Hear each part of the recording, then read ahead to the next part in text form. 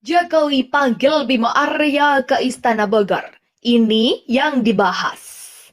Mobilitas warga sudah jauh berkurang. Tetapi kalau data yang disampaikan oleh Pak Menko Luhut kemarin ketika kami rapat koordinasi, ini mobilitasnya belum sampai 50% pengurangannya. Belum juga sampai 30%, masih sekitar 21%. Kalau kami cek di lapangan, ini penyebabnya karena tidak semua paham mana yang esensial dan mana yang non-esensial. Untuk selanjutnya kemarin disosialisasikan kepada warga. Jadi saya kira tidak semua itu konteksnya nakal, bandel atau melawan, tapi lebih kepada kebingungan karena memang sosialisasinya terbatas. Dikuasai oleh orang-orang yang rakus harta, rakus jabatan, rakus harta, rakus tahta. Yang punya lingkaran otak cukup, mestinya lakukan semacam protes moral. Karena seharian, 2 hari kemarin kita pakai itu sebagai penyelundupan. Dari tersumbatnya kemarahan atau kejengkelan, maka cari katarsis. Gitu kira-kira. Ada situasi pandemi di setiap lokal yang bisa dirumuskan dengan transmisinya meluas apa enggak. Nah, transmisi meluas itu juga terhubung dengan demonya meluas apa enggak. Kalau demo nggak meluas, artinya transmisinya bisa dikendalikan karena pemerintah mampu untuk memberi subsidi pada mereka yang demo kan. Kan itu logikanya sederhana, begitu cara lihatnya. Jadi kita balik lagi pada upaya untuk memahami secara jernih apa sebetulnya yang terjadi. Kita sekarang hutang bertriliun-triliun, Ribuan ribuan-triliun. Masing-masing manusia satu jiwa rata-rata sudah punya hutang 25 juta. Iya. Apakah kita tidak menangis?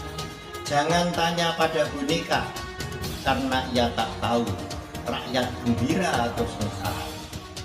Karena ia tak tahu para pengkritik bebas atau dipenjara. Jangan tanya pada boneka, karena ia tak tahu sebenarnya negara ini ditumpuki hutang atau kaya raya, karena ia dikuasai para perakus harta dan tahta. Garta dipanggil oleh Presiden Joko Widodo ke Istana Kepresidenan Bogor Rabu 21 Juli 2021. Dalam kesempatan itu, Presiden Jokowi meminta update perkembangan COVID-19 di wilayah Kota Bogor. Dari pertemuan dengan Presiden sore tadi, Presiden meminta update terkait perkembangan COVID-19 di Kota Bogor. Kami sampaikan langkah hulu ke hilir, kata Bima kepada wartawan di Balai Kota Bogor. Kepada Jokowi, Bima menjelaskan, Kota Bogor tengah fokus kepada warganya yang isolasi mandiri di rumah. Berdasarkan data, mayoritas warga meninggal dunia saat isolasi mandiri belum divaksinasi COVID-19. Dari hulu pentingnya kita fokus pada warga isoman. Saya sampaikan juga 85% warga isoman yang meninggal itu belum divaksin. Ini mengkonfirmasi bahwa vaksin itu efektif, Sinovac efektif. Begitulah jelasnya. Kemudian Kota Bogor telah membantu relawan untuk memantau warganya yang sedang isolasi mandiri, termasuk penguatan pada bantuan logistik bagi mereka yang terpapar dan kaum duafa. Presiden mendukung itu karena sejalan dengan Satgas tingkat pusat yang fokus kaum duafa atau warga yang terpapar secara ekonomi.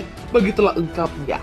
Selanjutnya lanjut Bima, pihaknya menyampaikan saran dan masukan kepada Presiden Jokowi terkait penanganan di hilir seperti oksigen dan obat-obatan. Dua hal itu sangat vital, khususnya di Kota Bogor. Saya lihat Pak Presiden memiliki rencana untuk percepatan oksigen karena sangat vital. Itu tidak mudah karena harus bersaing dengan negara lainnya, tetapi akan segera diselesaikan persoalan itu. Tidak lagi kita tegang dan khawatir setiap hari, tutur Bima. Tak hanya itu, Bima juga melaporkan terkait penyaluran bantuan sosial dari untuk 77.000 non-DTS dan 72.000 DTKS. Ada pula bantuan beras dari Bulog dan bantuan logistik dari Posko Darurat Kota Bogor. Ini juga kita laporkan kepada Presiden bahwa ini kita prioritaskan. Warga itu jangan sampai tidak bisa makan. Semua warga di Kota Bogor harus bisa makan. Makanya kita fokus, begitulah tegasnya. Terakhir, Bima membeberkan terkait percepatan vaksinasi COVID-19 yang dilakukan bersama TNI Polri. Tak lupa poin penting yang disampaikan Presiden Jokowi kepada seluruh kepala daerah harus turun ke lapangan memonitor penanganan COVID-19. Tidak masalah dengan percepatan itu, vaksinasi itu kita lakukan, itu kita percepat. Presiden juga menyampaikan, kepala daerah harus turun ke lapangan memonitor dan detail. Itu berlaku untuk kepala daerah seluruh Indonesia. Tutup Bima. Dampak dari pembatasan kegiatan ekonomi pada PPKM darurat mulai dirasakan oleh para pedagang kecil. Salah satunya pedagang di Pasar Baru, Kota Bandung. Usai 13 hari pelaksanaan PPKM darurat, para pedagang meminta pemerintah untuk melakukan evaluasi. Ketua Himpunan Pedagang Pasar Baru, Iwan Suhermawan, mengatakan, permintaan evaluasi itu mengingat setelah 13 hari penerapan PPKM darurat, terjadi konflik horizontal antara pelaku usaha kecil dengan petugas lapangan di beberapa daerah.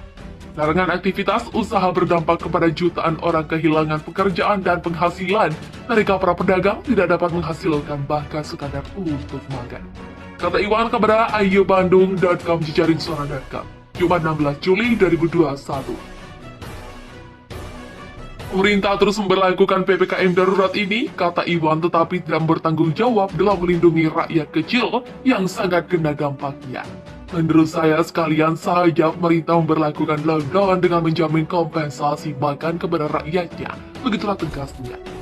Menurutnya, hampir 2 pekan pemberlakuan PPKM darurat, keadaan masih jauh dari kata membaik. Pemerintah harus mengevaluasi dampak PPKM darurat dan memikirkan lenggah jitu untuk menekan angka COVID-19 yang terus meningkat, mengingat perekonomian kini amburadul. Sekarang bertambah dengan ambruknya pertahanan ekonomi di tengah-tengah rakyat. Begitulah tutupnya. Presiden Joko Widodo kini telah membatalkan opsi vaksin gotong royong berbayar untuk masyarakat. Kabar ini disampaikan oleh Sekretaris Kabinet Pramono Agung di Istana Negara Jakarta pada Jumat 16 Juli 2021. Setelah mendapatkan masukan dan juga respon dari masyarakat, Presiden telah memberikan arahan dengan tegas untuk vaksin berbayar yang rencananya disalurkan melalui Kimia Farma semuanya dibatalkan dan dicabut, ujar Pramono Anung. Adapun sebelumnya Kimia Farma akan membuka program vaksinasi gotong royong mandiri dengan menggunakan vaksin Sinovac untuk masyarakat. Sehingga semua vaksin tetap dengan mekanisme yang digratiskan seperti yang disampaikan oleh Bapak Presiden sebelumnya, kata Pramono Anung. Pembatalan vaksin berbayar ini ditanggapi oleh politisi Partai Gerindra Fadlizon. Tampak sepakat jika vaksin berbayar dibatalkan. Ia menuturkan bahwa kini suara rakyat telah didengarkan. Menurut Fadlizon, vaksinasi berbayar memang harus dibatalkan karena tidak etis dan inkonsisten. Ia menyarankan kepada Presiden Jokowi agar segera mengambil alih komando penanganan COVID-19 langsung di bawah Presiden Jokowi. Alhamdulillah suara rakyat didengarkan. Vaksin berbayar memang harus dibatalkan, tak etis dan inkonsisten. Saran saya, Pak Jokowi segera ambil alih kendali komando penanganan COVID-19 langsung di bawah Presiden. Kata Fadlizon seperti dikutip pikiran rakyat.com dari Twitter @Fadlizon pada Sabtu 17 Juli 2021.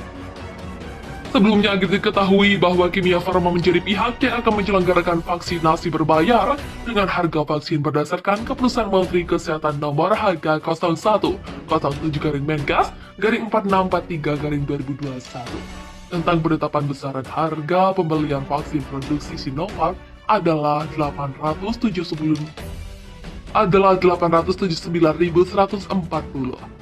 Pramono menegaskan bahwa mekanisme vaksinasi gotong royong tetap melalui perusahaan dan perusahaan yang akan membayar untuk karyawannya. Hal yang berkaitan dengan vaksin gotong royong, mekanismenya tetap melalui perusahaan dan perusahaannya akan membayar kepada seluruh karyawan yang ada, ujar Pramono Anung. Artinya Pramono menegaskan bahwa mekanisme seluruh vaksin, baik vaksin gotong royong maupun vaksinasi, yang sekarang mekanisme sudah berjalan, digratiskan oleh pemerintah. Gubernur Jawa Barat, Ridwan Kamil melayangkan protes terkait penindakan aparat terkait pelanggaran PPKM darurat. Hal itu disampaikan Ridwan Kamil melalui akun Instagram pribadinya. Ia juga membuat mapping terkait urutan penindakan. Gubernur Jakarta itu meminta aparat di lapangan untuk tidak main terapkan denda begitu saja. mencermati dinamika di lapangan terkait penegakan hukum yang sering viral, ujar Ridwan Kamil. Ridwan Kamil meminta masyarakat untuk tetap menaati aturan dan prokes dalam masa PPKM saat ini. Dengan ini saya sampaikan himbauan kepada semua pihak untuk taat pada aturan dan prokes di masa sulit untuk semua orang, begitulah katanya. Ridwan Kamil lantas meminta pihak yang terlibat dalam penegakan hukum memahami urutan dalam proses pemberian sanksi. Khusus kepada yang terlibat dalam penegakan hukum selama pandemi COVID untuk memahami urut-urutan dalam proses sanksi. Begitulah imbuhnya. Dirinya meminta pihak penegak hukum melakukan diskresi dengan bijak terhadap para pelanggar. Dengan diskresi dan rasa bijak, jika ada yang melanggar, diharapkan bisa melalui proses 1-5 dahulu. Begitulah bebernya. Urutan penegakan hukum menurut Ridwan Kamil, jangan langsung ke nomor 6 yaitu proses denda, apalagi jika yang melanggar prokes dan aturan adalah mereka yang sedang mencari nafkah di golongan ekonomi jalanan. Begitulah sambungnya.